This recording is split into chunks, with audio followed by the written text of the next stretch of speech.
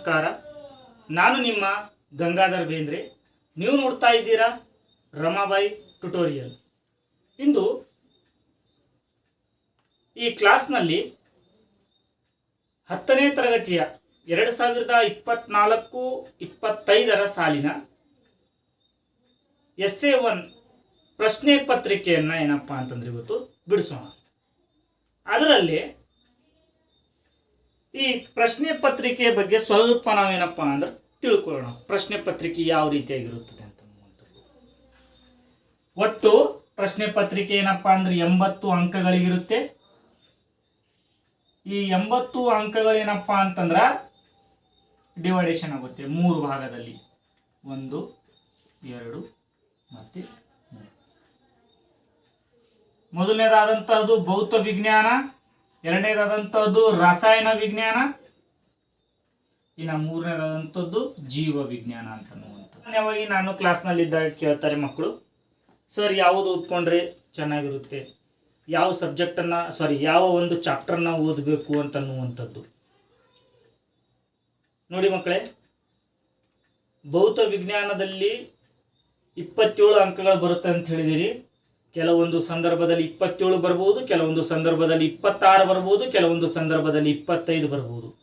ಇದು ಇಂತಿಷ್ಟೇ ಅಂಕಗಳು ಬರುತ್ತವೆ ಅಂತನ್ನುವಂಥದ್ದು ಖಚಿತ ಇಲ್ಲ. ಅದನ್ನು ನೀವು ಅರ್ಥ ಮಾಡ್ಕೊಳ್ಬೇಕು. ಯಾವುದೇ ಪಾಠವನ್ನು ಓದಿ, ಆದರೆ ಆ ಉತ್ತರಗಳನ್ನು ಕೊಡುವಂತಹ ಏನಪ್ಪ ಅಂತಂದ್ರೆ ಕೆಪಾಸಿಟಿಯನ್ನು ಹೊಂದಿರಬೇಕು.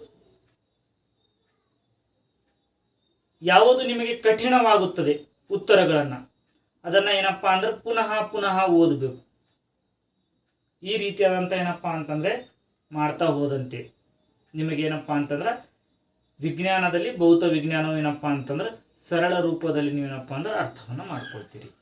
ಬನ್ನಿ, ಮೊದಲನೇದಾಗಿ ಭೌತ ವಿಜ್ಞಾನದಲ್ಲಿ ಕೇಳಿರುವಂಥ ಪ್ರಶ್ನೆಗಳನ್ನು ಏನಪ್ಪ ಅಂತಂದ್ರೆ ನೋಡೋಣ.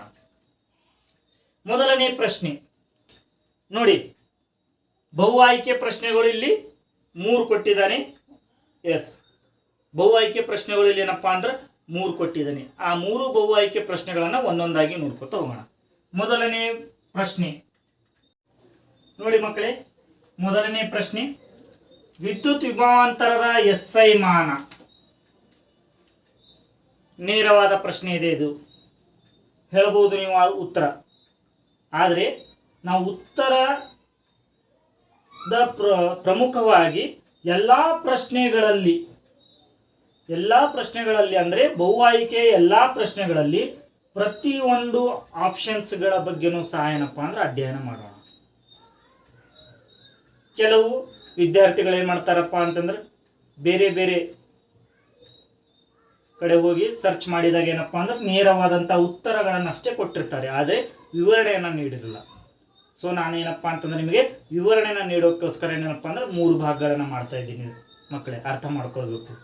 ಇಲ್ಲಿ ವಿದ್ಯುತ್ ವಿಭವಾಂತರದ SI ಮಾನ ಯಾವುದು ಅಂತನ್ನುವಂಥದ್ದು, ವಿದ್ಯುತ್ ವಿಭವಾಂತರದ SI ಮಾನ ಯಾವುದು ಅಂತನ್ನುವಂಥದ್ದು ನಿಮಗೆ ಗೊತ್ತಿದ್ದರೆ ಕಮೆಂಟ್ ಬಾಕ್ಸ್ನಲ್ಲಿ ಹಾಕಿ, ಓಕೆನಾ? ಅದೇ ರೀತಿಯಾಗಿ ನಾನು ಮೊದಲನೇದಾಗಿ ಆಂಪಿಯರ್ ಇದೂ ಸಹ ಏನಪ್ಪ ಅಂದ್ರೆ ಒಂದು SI ಮೂಲಮಾನ. ವಾಟ್ ಈಸ್ SI ಅಂತಂದ್ರೆ ಏನು? ಸಿಸ್ಟಮ್ ಆಫ್ ಇಂಟರ್ನ್ಯಾಷನಲ್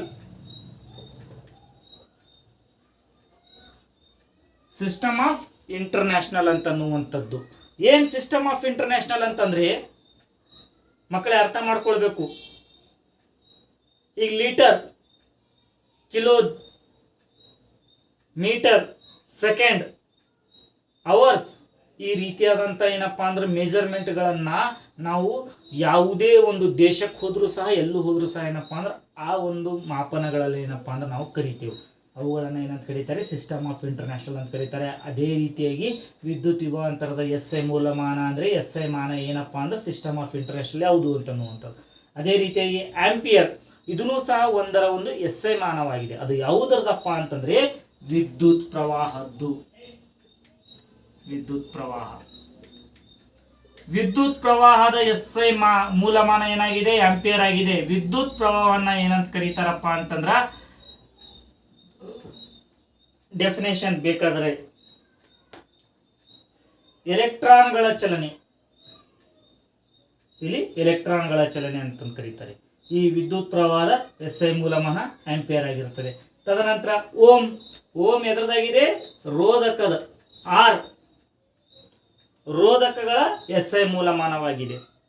ಅದೇ ರೀತಿಯಾಗಿ ಕೂಲಂ, ಇದು ವಿದ್ಯುದಾವೇಶ, ವಿದ್ಯುದಾವೇಶ, ವಿದ್ಯುದಾವೇಶದ ಏನಪ್ಪಾ ಅಂತಂದ್ರೆ SI ಮೂಲಮಾನವಾಗಿದೆ.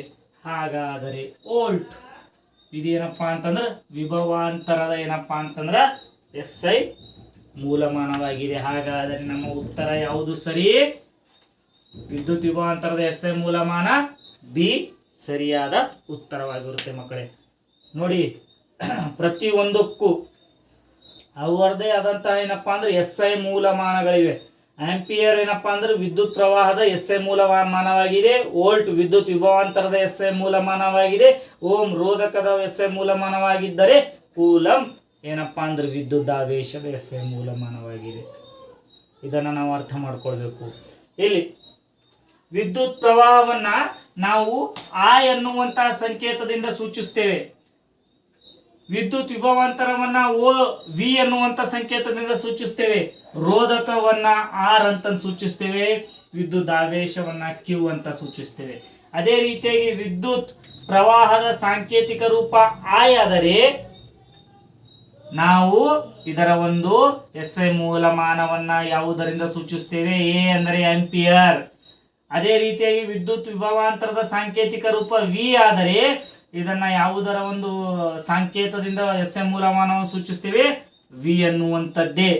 ಅದೇ ರೀತಿಯಾಗಿ ರೋಧಕದ ಆರ್, ಇದರ ಒಂದು ಏನಪ್ಪಾ ಅಂತಂದ್ರೆ ರೋಧದ SI ಮೂಲಮಾನ ಅದು ಯಾವುದರಿಂದ ಸೂಚಿಸ್ತೇವಪ್ಪ ಅಂದ್ರೆ ಅದು ಓಂ, ಇದೊಂದು ಸಾಂಕೇತಿಕ ರೂಪ.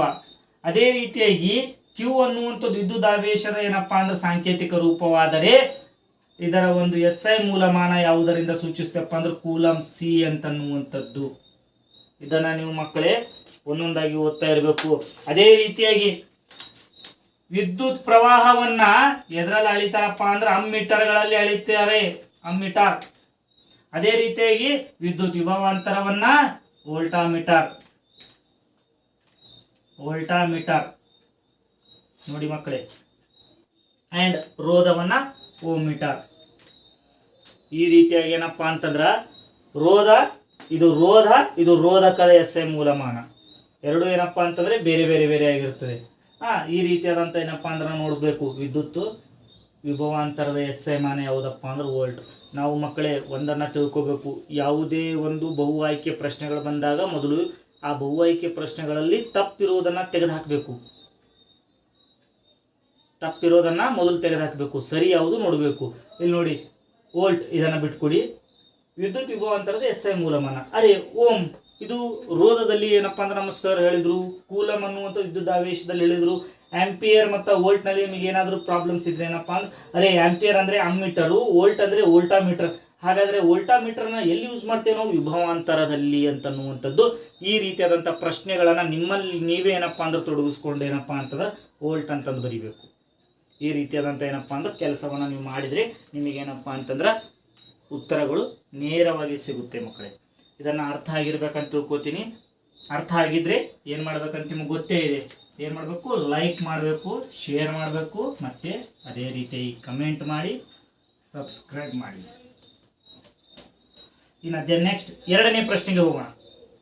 ಎರಡನೇ ಪ್ರಶ್ನೆ ತುಂಬ ಇಂಟ್ರೆಸ್ಟಿಂಗ್ ಆಗಿದೆ. ಫ್ಲೆಮಿಂಗನ ಎಡಗೈ ನಿಯಮದ ತೋರು ಬೆರಳು ಏನನ್ನ ಸೂಚಿಸುತ್ತದೆ? ಎರಡನೇ ಪ್ರಶ್ನೆ. ಫ್ಲೆಮಿಂಗನ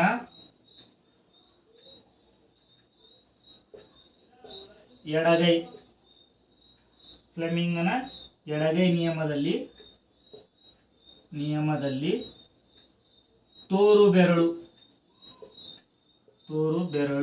ಏನು ಸೂಚಿಸುತ್ತದೆ? ಪ್ರಶ್ನೆ ಸ್ವಲ್ಪ ಚೇಂಜ್ ಆಗಿದೆ, ನಾನು ಸ್ವಲ್ಪ ಚೇಂಜ್ ಆಗಿ ಬರೀತಾ ಇದ್ದೀನಿ. ಏನು ಸೂಚಿಸುತ್ತದೆ? ಆಪ್ಷನ್ ಎ ಕಾಂತಕ್ಷೇತ್ರ, ಆಪ್ಷನ್ ಬಿ ವಿದ್ಯುತ್ ಪ್ರೇರಿತ ಚಲನೆ, ಆಪ್ಷನ್ ಸಿ ಚಲನೆ. ಆಪ್ಷನ್ ಡಿ ಏನಪ್ಪಾ ಅಂತಂದ್ರೆ ವಿಭವಾಂತರ.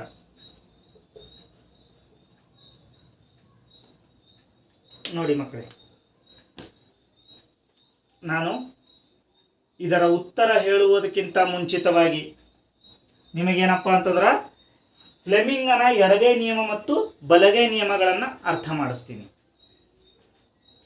ನೋಡಿ, ಫ್ಲೆಮಿಂಗನ ಬಲಗೈ ನಿಯಮದಲ್ಲಿ ಈ ಹೆಬ್ಬೆರಳು, ತೋರು ಬೆರಳು ಮತ್ತು ಮಧ್ಯದ ಬೆರಳು ಏನಪ್ಪಾ ಅಂತಂದ್ರೆ ಮೂರು ಪರಸ್ಪರ ಲಂಬವಾಗಿರ್ಬೇಕು. ಅದು ಬಲಗೈ ಆಗಿರ್ಬೋದು ಅಥವಾ ಎಡಗೈ ಆಗಿರ್ಬೋದು. ಏನಾಗಬೇಕು? ಪರಸ್ಪರ. ಈ ರೀತಿಯಾಗಿ ಮಕ್ಕಳೇ ನೋಡ್ತಾ ಇರ್ಬೋದು. ಇದೇನಪ್ಪ ಅಂದ್ರೆ ಈಚ ಕಡೆ ಲಂಬ, ಇದಕ್ಕೆ ಲಂಬ ತೋರು ಬೆರಳಾಗಿರ್ಬೇಕು. ತೋರು ಬೆರಳಿಗೆ ಲಂಬವಾಗಿ ಏನಪ್ಪ ಅಂತಂದ್ರೆ ಮಧ್ಯದ ಬೆರಳಾಗಿರ್ಬೇಕು. ಅದೇ ರೀತಿಯಾಗಿ ಇದನ್ನು ಸಹ ಇಲ್ಲಿ ನೋಡಿ, ಇದು ಏನಪ್ಪ ಅಂತಂದ್ರೆ ಹೆಬ್ಬೆರಳು, ಇದಕ್ಕೆ ಲಂಬವಾಗಿ ತೋರು ಬೆರಳು, ತೋರು ಬೆರಳಿಗೆ ಲಂಬವಾಗಿ ಯಾವುದಪ್ಪ ಅಂತಂದ್ರೆ ಮಧ್ಯ ಬೆರಳು. ಈ ರೀತಿಯಾದಂಥ ಏನಪ್ಪ ಅಂತಂದ್ರೆ ಇಲ್ಲಿ ಫ್ಲೆಮಿಂಗನ ಬಲಗೈ ಮತ್ತು ಎಡಗೈ ನಿಯಮದಲ್ಲಿ ಏನಪ್ಪ ಅಂದ್ರೆ ಹೇಳ್ತಾರೆ. ಫ್ಲೆಮಿಂಗನ ಬಲಗೈ ನಿಯಮದಲ್ಲಿ ಏನಪ್ಪ ಅಂತಂದ್ರೆ ಎರಡೂ ಹೆಬ್ಬೆಟ್ಟುಗಳು ಏನನ್ನ ಸೂಚಿಸ್ತಾವಪ್ಪ ಅಂತಂದ್ರೆ ವಾಹಕದ ಚಲನೆಯನ್ನ ಸೂಚಿಸ್ತದೆ. ಏನನ್ನ ಸೂಚಿಸ್ತದೆ? ವಾಹಕದ ಚಲನೆಯನ್ನ ಸೂಚಿಸುತ್ತದೆ. ಇನ್ನು ತೋರು ಬೆರಳುಗಳ ಬಗ್ಗೆ ನೆಕ್ಸ್ಟ್ ಹೇಳ್ತೀನಿ, ಯಾಕಂದ್ರೆ ಅದೇ ಉತ್ತರ ಇದೆಯಲ್ಲ. ತೋರು ಬೆರಳನ್ನ ನೆಕ್ಸ್ಟ್ ಹೇಳ್ತೀನಿ. ಅಂಡ್ ನೆಕ್ಸ್ಟ್ ಫ್ಲೆಮಿಂಗನ ಬಲಗೈ ನಿಯಮದಲ್ಲಿ ಹೆಬ್ಬೆರಳು ವಾಹಕದ ಚಲನೆಯನ್ನ ತೋರಿಸಿದ್ರೆ ತೋರು ಬೆರಳು ಏನನ್ನ ಸೂಚಿಸುತ್ತದೆ, ತದನಂತರ ಹೇಳ್ತೀನಿ. ತದನಂತರ ಏನಪ್ಪಾ ಅಂದ್ರೆ ಮಧ್ಯದ ಬೆರಳು ಏನನ್ನ ಸೂಚಿಸುತ್ತದೆ ಅಂತಂದ್ರೆ ಏನಪ್ಪಾ ಅಂತಂದ್ರೆ ಪ್ರೇರಿತ ವಿದ್ಯುತ್ತನ್ನ ಸೂಚಿಸುತ್ತದೆ. ಪ್ರೇರಿತ ವಿದ್ಯುತ್ತನ್ನ ಸೂಚಿಸುತ್ತದೆ. ಅದೇ ಎಡಗೈ ನಿಯಮದಲ್ಲಿ ಏನಪ್ಪಾ ಅಂದ್ರೆ ಇದು ಏನು ಸೂಚಿಸುತ್ತದೆ? ವಿದ್ಯುತ್ ಪ್ರವಾಹವನ್ನ ಸೂಚಿಸುತ್ತದೆ. ಹಾಗಾದರೆ ಮಕ್ಕಳೇ, ಫ್ಲೆಮಿಂಗನ ಬಲಗೈ ಮತ್ತು ಎಡಗೈ ನಿಯಮದಲ್ಲಿ ತೋರು ಬೆರಳು ಏನನ್ನ ಸೂಚಿಸುತ್ತದೆ? ಅದು ಕಾಂತ ಕ್ಷೇತ್ರವನ್ನ ಸೂಚಿಸುತ್ತದೆ.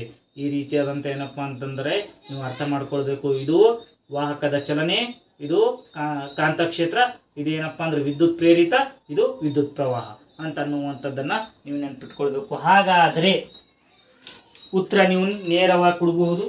ಫ್ಲೆಮಿಂಗನ ಬಲಗೈ ಅಥವಾ ಎಡಗೈ ನಿಯಮದಲ್ಲಿ ತೋರು ಬೆರಳು ಏನನ್ನ ಸೂಚಿಸುತ್ತದೆ? ಇವಾಗ ತಾನೇ ಹೇಳಿದೆ, ಚಲನೆ ಅಂತೂ ಸೂಚಿಸಲ್ಲ, ಇದು ಹೆಬ್ಬೆರಳನ್ನ ಸೂಚಿಸುತ್ತದೆ. ವಿದ್ಯುತ್ ವಿಭವಾಂತರವು ಸಹ ಏನಪ್ಪಾ ಅಂದ್ರೆ ಸೂಚಿಸುವುದಿಲ್ಲ, ಏನು ವಿದ್ಯುತ್ ಪ್ರೇರಿತನೂ ಸಹ ಸೂಚಿಸುವುದಿಲ್ಲ. ಹಾಗಾದರೆ ಉಳಿದಿರೋದು ಕಾಂತಕ್ಷೇತ್ರ ಒಂದೇ.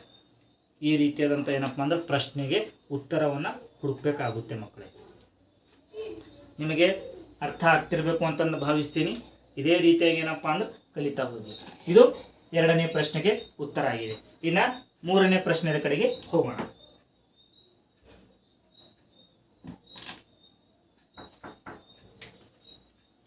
ಇನ್ನ ಮೂರನೇ ಪ್ರಶ್ನೆ ಇದು ಒಂದು ಏನಪ್ಪಾ ಅಂತಂದ್ರ ಲೆಕ್ಕದ ಆಧಾರದ ಮೇಲೆ ಇದೆ ಮಕ್ಕಳೇ. ಯಾವ ರೀತಿಯಾದಂತ ನಾವೇನಪ್ಪಾ ಅಂತಂದ್ರೆ ವಿದ್ಯುತ್ ಶಕ್ತಿ ಮತ್ತು ವಿದ್ಯುತ್ ಕಾಂತೀಯ ಪ್ರೇರಣೆಯ ಚಾಪ್ಟರ್ಗಳಲ್ಲಿ ಏನಪ್ಪಾ ಅಂತಂದ್ರೆ ನಾವು ಲೆಕ್ಕಗಳನ್ನ ಮಾಡ್ತೀವಿ ನೋಡಿ, ಅದೇ ಆಧಾರದ ಮೇಲಿದೆ. ನಾನು ಪ್ರಶ್ನೆಯನ್ನ ಬರೀತೀನಿ.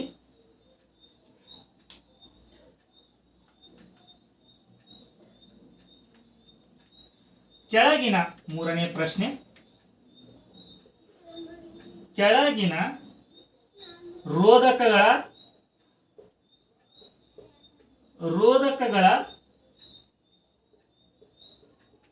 ಜೋಡಣೆಗಳಲ್ಲಿ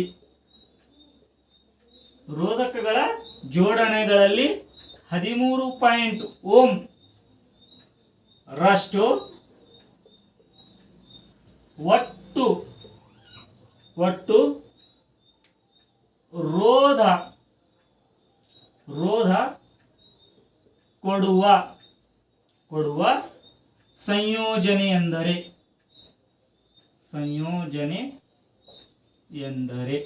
ಅಂತನ್ನುವಂಥ ಪ್ರಶ್ನೆ. ಅದಕ್ಕೆ ಆಪ್ಷನ್ಸ್ಗಳನ್ನ ಈ ರೀತಿಯಾಗಿ ಕೊಟ್ಟಿರ್ತಾನೆ ಮಕ್ಕಳಿಗೆ. ಆಪ್ಷನ್ ಎ ತುಂಬಾ ಈಸಿ ಇದೆ, ಕಠಿಣ ಮಾಡ್ಕೋಬೇಡ್ರಿ. Option A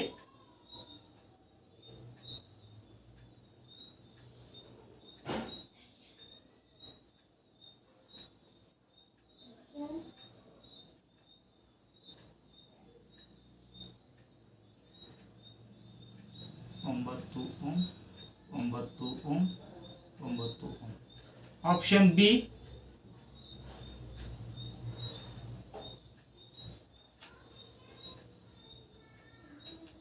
6 ohm 6 ohm 6 ohm.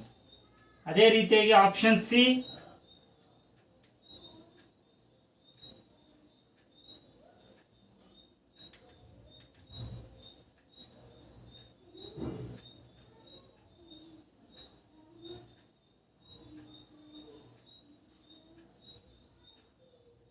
9 ohm 9 ohm 9 ohm. ಅದೇ ರೀತಿಯಾಗಿ ಏನಪ್ಪಾ ಅಂತಂದ್ರೆ ಆಪ್ಷನ್ ಡಿ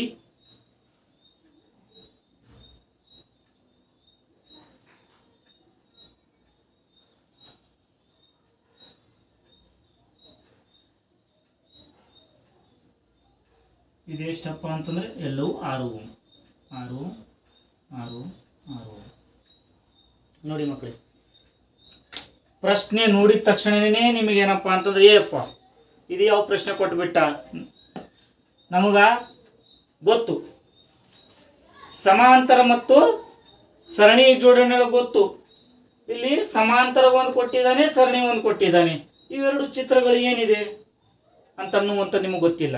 ನಾನು ಏನು ಮಾಡ್ತೀನಿ, ನಿಮಗೆ ಈಸಿ ಆಗಲಿ ಅಂತಂದು ಏನಪ್ಪ ಅಂತಂದ್ರೆ ಕೆಲವೊಂದು ಹೆಸರುಗಳನ್ನು ಕೊಟ್ಟು ಬಿಡ್ತೀನಿ. ನೋಡಿ, ಇದನ್ನ A B C, A B C, A B C, A B C. ಇಲ್ಲಿ ನೀವು ಅರ್ಥ ಮಾಡ್ಕೊಳ್ಬೇಕು, ಸರ್ ಇದು ಸಮಾಂತರ ಜೋಡಣೆ. ಇಲ್ಲಿ ಏನಪ್ಪಾ ಅಂತಂದ್ರೆ ನೀವು ಎ ಬಿ ಸಿ ಅಂತಂದು ಕೊಟ್ಬಿಟ್ರಿ, ಕರೆಕ್ಟಾ? ಅದೇ ರೀತಿಯಾಗಿ ಇದು ಸರಣಿ ಜೋಡಣೆ, ಇಲ್ಲೂ ಸಹ ಎ ಬಿ ಸಿ ಅಂತಂದು ಕೊಟ್ಬಿಟ್ರಿ. ಏಕೆ ಇಲ್ಲಿ ಎ, ಇಲ್ಲಿ ಬಿ, ಇಲ್ಲಿ ಸಿ, ಇಲ್ಲಿ ಎ ಬಿ ಸಿ ಯಾಕೆ ಉಲ್ಟವನ್ನ ಮಾಡಿಬಿಟ್ರಿ ಅಂತನ್ನುವಂಥದ್ದು ನೀವು ಹೇಗೆ ಬೇಕಾದರೂ ಬರ್ಕೊಳ್ಬಹುದು. ಆದರೆ ನಾ ಏನು ಮಾಡಿದ್ದೀನಪ್ಪ ಅಂತಂದ್ರೆ ಮೊದಲು ಒಂದರ ಮೇಲೆ ಒಂದು ಅಥವಾ ಒಂದರ ಕೆಳಗೆ ಒಂದಿರುವಂಥ ಮೊದಲು ಏನಪ್ಪಾ ಅಂತಂದ್ರೆ ರೋಧಗಳನ್ನು ಬರ್ಕೊಂಡಿದ್ದೀನಿ, ತದನಂತರ ಅದರ ಪಕ್ಕದಲ್ಲಿರುವಂಥ ರೋಧವನ್ನು ಬರ್ಕೊಂಡಿದ್ದೀನಿ. ಓಕೆನಾ? ಇದು ಯಾಕಂತನ್ನುವಂಥದ್ದು ಗೊತ್ತಾಗುತ್ತೆ. ಇವಾಗ ಅವನು ಏನು ಪ್ರಶ್ನೆ ಕೇಳಿದಾನೆ ಅಂತನ್ನುವಂಥದ್ದು, ಕೆಳಗಿನ ರೋಧಕಗಳ ಜೋಡಣೆಗಳಲ್ಲಿ 13.5 ಓಮ್ ಬರಬೇಕು ಅಂತನ್ನುವಂಥದ್ದು. ಅಂತಂದ್ರೆ ಕೆಳಗೆ ಕೊಟ್ಟಿರುವಂತ 4 ಆಪ್ಷನ್ಸ್ ನಲ್ಲಿ ಯಾವುದಾದ್ರೂ ಒಂದು ಏನಪ್ಪಾ ಅಂತಂದ್ರೆ 13.5 ಓಮ್ ಏನಪ್ಪಾ ಅಂತಂದ್ರೆ ರೋಧ ಬರ್ತದೆ. ಎಷ್ಟು? 13.5 ಓಮ್. ಇಲ್ಲಿ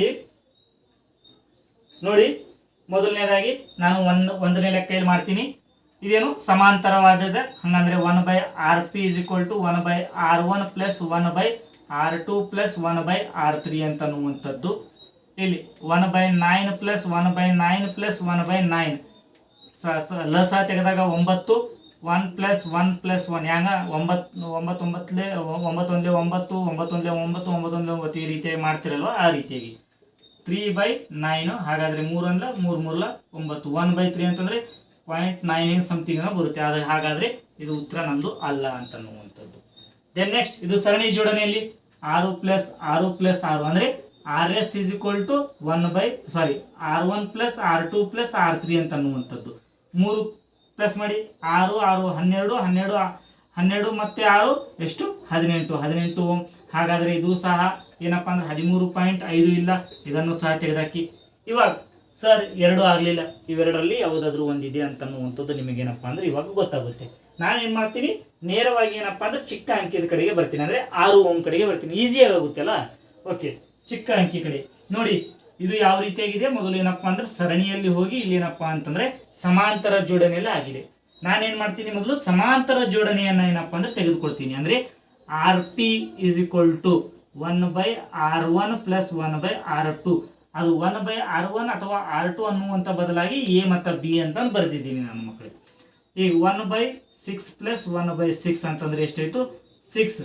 ಎಷ್ಟು? + 6 R1 6 + R1 6 ಎಷ್ಟಾಯ್ತು? 2/6. 2 1 2 3 ಅಂದ್ರೆ 0.9 ಆಯ್ತು. ಇದಕ್ಕೆ +6 ಓಮ್ ಅನ್ನ ಮಾಡಿದಾಗ ಎಷ್ಟಾಯ್ತು? 6.9 ಆಯ್ತು ಓಮ್. ಹಾಗಾದರೆ ಇದು ಸಹ ಏನಪ್ಪಾ ಅಂದ್ರೆ ತಪ್ಪಾಯ್ತು. ಇನ್ನು ಕೊನೆಯದಾಗಿರುವಂಥದ್ದು ಉತ್ತರ ನಾನು ಇದನ್ನು ಮೂರನ್ನ ಅಥವಾ ಸಾರಿ ಇವೆರಡನ್ನ ಇಲ್ಲಿ ರಬ್ ಮಾಡಿ ಅದನ್ನಷ್ಟೇ ಏನಪ್ಪ ಅಂದ್ರೆ ಬರೀತೀನಿ. ಓಕೆನಾ ಮಕ್ಕಳೇ, ಇದನ್ನು ರಬ್ ಮಾಡ್ತೀನಿ. ಮೂರನೇ ಉತ್ತರ ಸಿ ಉತ್ತರವನ್ನು ನೋಡೋಣ. ಓಕೆನಾ.